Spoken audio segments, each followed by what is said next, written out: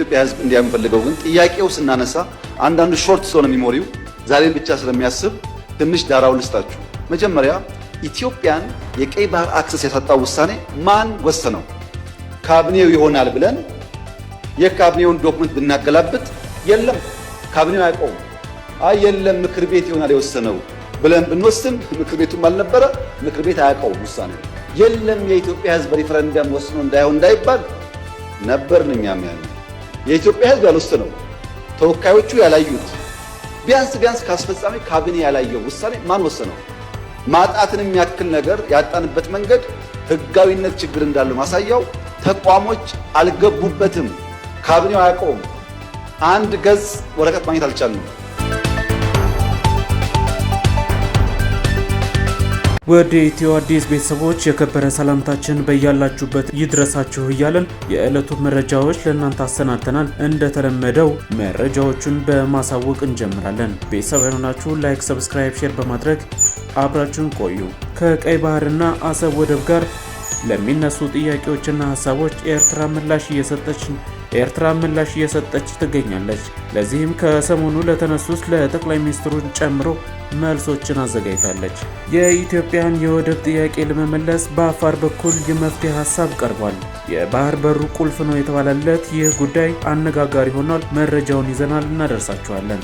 ኢዜማ ብልጽግና የመንግስት ሰራተኞችን በግዳጅ ወደ ፓርቲ አባልነት እያስገባ ነው ሲል ከሰዋል። በደቡብ አፍሪካ ስለሞቱት 2 ትውልደ ኢትዮጵያውያን አሳዛኝ አሟሟት ስንነግራችኋለን። በሌላኛው ዜናችን አሜሪካ ጥቃት መፈጸሟ ተሰምቷል። በዚህ ጥቃት 14 ሰዎች ሞተዋል።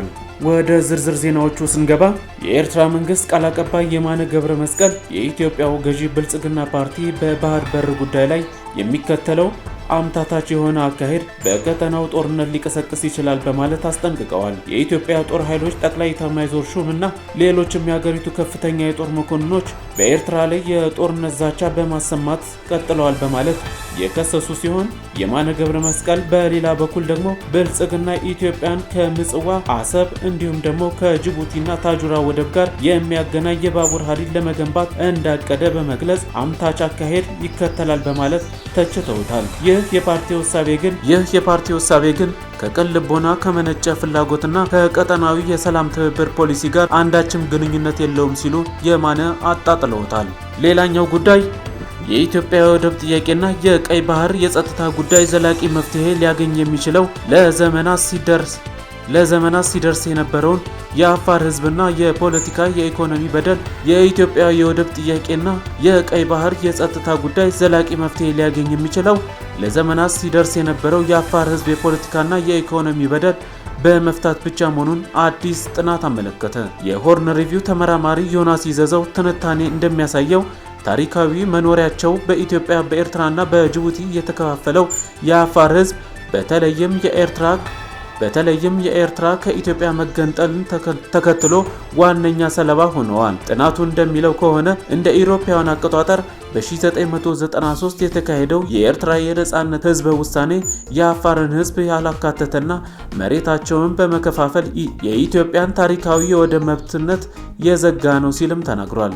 የኤርትራ መገንጠል ያስከተለው ውጤት በአፋር ህዝብ ላይ ድርብ ጭቆና አስከትሏልም ሲል ይናገራል። አንደኛ፣ በኢትዮጵያ በኩል ያሉት አፋሮች ታሪካዊ መውጫቸው የሆነውን የአሰብ ወደብ ማጣታቸው ከባድ የኢኮኖሚ ጉዳት ደርሶባቸዋል። ሁለተኛ፣ በኤርትራ በኩል የቀሩት አፋሮች ደግሞ በአዲሱ መንግስት ከባድ ጭቆና፣ የመፈናቀልና የፖለቲካ መገለል እንደደረሰባቸውም በሺዎች የሚቆጠሩትም ወደ ኢትዮጵያና ጅቡቲ ለመሰደድ እንደተገደዱ ጽሑፉ ያብራራል። ሁለቱም ሀገራት ኢትዮጵያና ኤርትራ የአፋርን ህዝብ በጥርጣሬ ሲመለከቱ ቆይተዋል። ይህም በቀጠናው ልማትና የፖለቲካ ተሳትፎ ወደ ኋላ እንዲቀሩም አድርጓቸዋል ሲል ይናገራል። ትንታኔው እንደሚያስገነዝበው ከሆነ ኢትዮጵያ አስተማማኝና ዘላቂ የባህር መተላለፊያ ለማግኘት የምታደርገው ጥረት ሊሳካ የሚችለው የአፋርን ህዝብ ማዕከል ያደረገ ፖሊሲ ሲከተሉ ብቻ ነው ሲሉም ተደምጠዋል።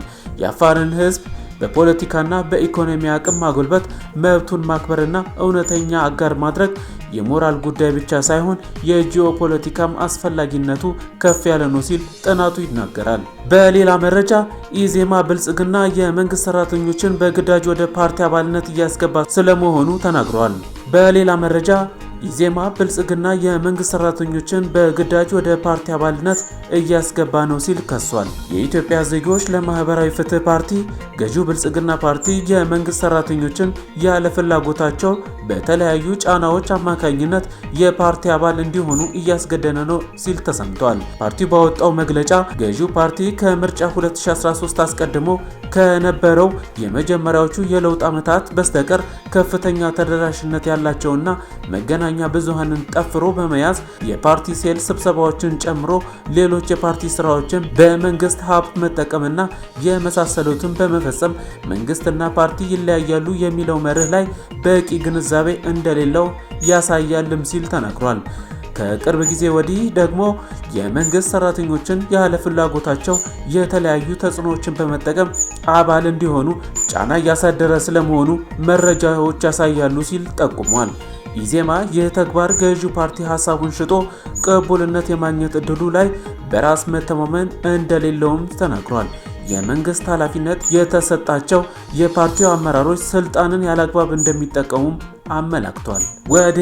ወደ ሌላኛው ከደቡብ አፍሪካ ወደ ደረሰን ዜና ስናልፍ አስደንጋጭ ክስተት በኢትዮጵያውያን ማህበረሰብ ላይ ደርሷል። ጥቁር ቀን ለደቡብ አፍሪካ ነዋሪ ኢትዮጵያውያን ሲል ያስነበበው ይህ ዜና በደቡብ አፍሪካ ተወልደው ያደጉት ሁለት እህትማማቾች ዲቦራ መንግስቴና ኦፕራ መንግስቴ ምንነቱ ባልታወቀ ሁኔታ ህይወታቸው አልፎ መገኘቱ ታውቋል።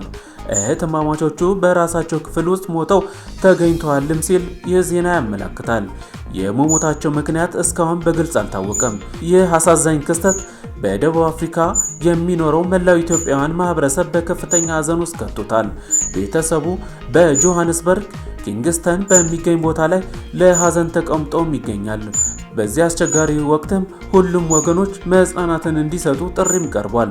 አምላክ ለሟች ቤተሰቦች፣ ለወዳጅ ዘመዶች እንዲሁም በደቡብ አፍሪካ ለሚኖሩ መላው ወገኖቻችን ሁሉ መጽናናትን እንመኛለን። በዝግጅታችን ክፍል ስም አሜሪካ ጥቃት ሰነዘረች።